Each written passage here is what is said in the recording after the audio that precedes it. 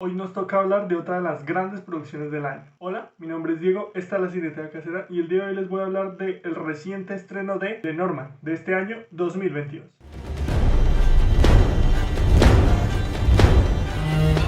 The Norman es una película épica dirigida por Robert Eggers, que ya nos había traído en el pasado dos obras maestras como son La Bruja y El Faro.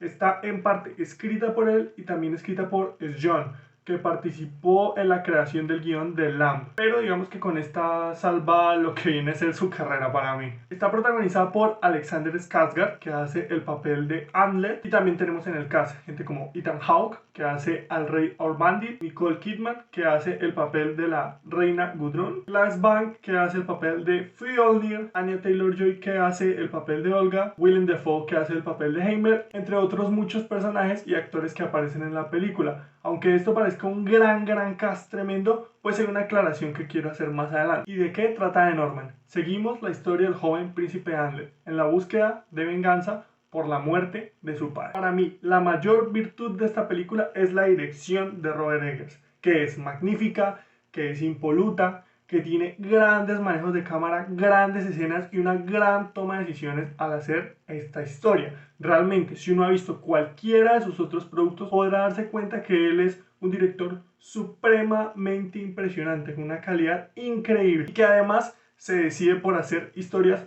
personales muy distintas, y en el caso de esta, aunque parezca una historia mil veces vista, le da cierto toque personal que le hace una gran adición a su filmografía y que nos mantiene en la gran calidad direccional que él acostumbra a tener. Un elemento supremamente importante para hacer películas de época es la ambientación, y aquí es ridículamente perfecto. Tenemos vestuarios increíbles, tenemos escenarios impresionantes, la fotografía es hermosa y preciosa, e incluso algo que me pareció supremamente bien trabajado y particular es el uso del lenguaje. Ellos están hablando en inglés, pero casi que parece otro idioma por su pronunciación, por el vocabulario usado y demás. Yo de verdad les recomiendo que vean esta película en su idioma original porque se trabajó muchísimo la parte del lenguaje, tanto los gestos como la expresión del mismo y también el uso de palabras y acentos. Está muy bien hecho. Como les mencioné anteriormente, esta es una historia que claramente hemos visto mil veces.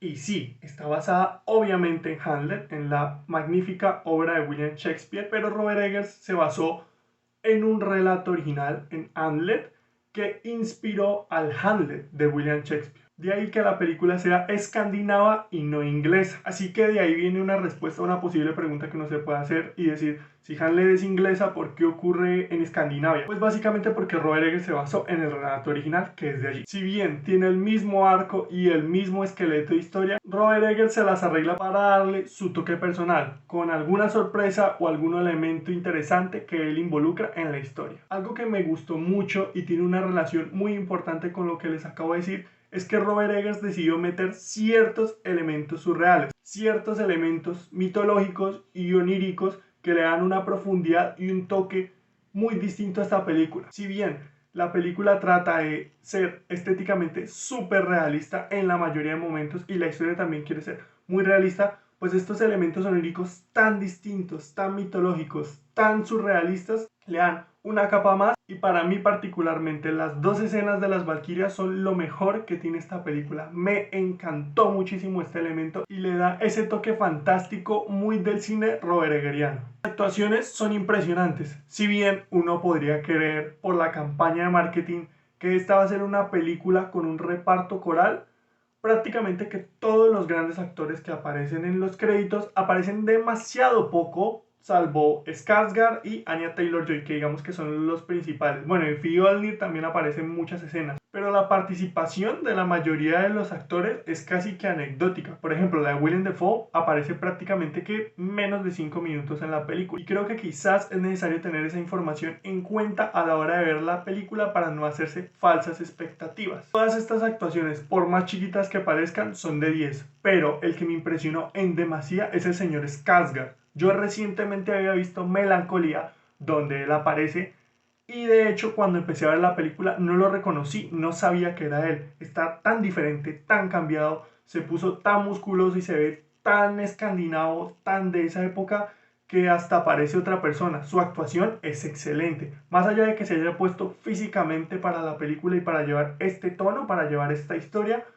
pues la actuación es realmente memorable. Sus miradas, sus interacciones con los otros personajes, la manera en que entrega los diálogos y cómo hace físicamente algunas peleas me pareció impresionante. A mí me encantó Skarsgård. Si bien no es una interpretación de Oscar, es una de sus mejores interpretaciones dentro del cine y me gustó muchísimo. Claramente esta es una película que va a la épica y va a la épica sanguinaria, sangrienta, la épica de verdad, que es salvaje y es brutal. La película no es de terror, pero tiene alguna escena, tiene algún momento muy del cine de Robert Eggers que le puede poner a uno los pelos de punta y que a mí personalmente sí me logró perturbar alguna cosa, algún detalle que hay dentro de la película. Algo que me pareció muy bueno de este filme es que Robert Eggers se salió de su zona de confort. Había hecho películas de terror muy surrealistas o muy realistas, depende como uno las quiera ver, que tenían muchos detalles y muchos elementos, pero que no tenían ni peleas ni elementos de ese tipo. Aquí Robert Eggers se salió de su zona de confort y tuvo que hacer muchas cosas que para el cine de él son nuevas.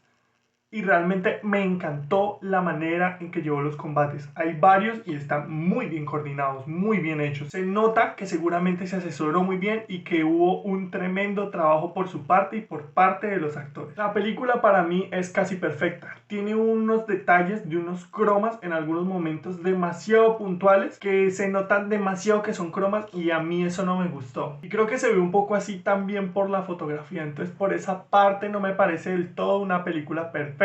Si bien uno lo puede perdonar o no, es un detalle que sí en algún momento a mí me llegó a sacar un poco de la experiencia porque lo noté muy claramente. Y yo creo que un problema grave que tuvo esta película y que llevó a que no vendiera tanto como podría haberlo hecho, siendo la película tan excelente que es su terrible campaña de marketing. Primero, el tráiler es desastroso. Y segundo, se vendió mucho esta película quizás como un reparto coral, como miren todos estos actores que tenemos haciendo roles súper importantes y la mayoría no tienen más de 10, 12 frases dentro de la película, ¿sí? Hay muy pocos que realmente tienen una participación clara. Y yo creo que cuando las personas, las primeras, fueron a ver la película, pues se decepcionaron un poco. Y eso, en conjunto con que esta propuesta no es tan novedosa como la de sus dos anteriores filmes, más que no es terror, que era lo que Robert Eggers se había acostumbrado a hacer y por lo que es alabado por la gente y la crítica, más también en parte que esta es una reinterpretación de una historia muchas veces vista, pues yo creo que todo eso afectó a la película. El marketing fue pésimo y no estuvo a la altura de esta gran obra y por ello desafortunadamente no vendió tan bien, no hizo una muy buena taquilla. Sin embargo, creo firmemente que con el boca a boca y la compra de Blu-rays para coleccionar, esta película se va a hacer del nombre que merece. The Northman es clara e indiscutiblemente una de las mejores películas de este año. Casi perfecta a nivel técnico, brutal, salvaje y por sobre todo súper accesible, siendo raro esto en el cine de Eggers. Es una obra que impresiona, maravilla, entretiene y por sobre todo te deja con un muy buen sabor de boca. Esta es otra de las obras maestras del señor Robert Eggers. Esperemos que siga sacando películas y ojalá otra de terror, por favor, lo suplico. Y bien, esto ha sido todo por la reseña de hoy. Mi nombre es Diego, esto fue La Cineteca Casera y nos vemos en otra ocasión. Hasta luego.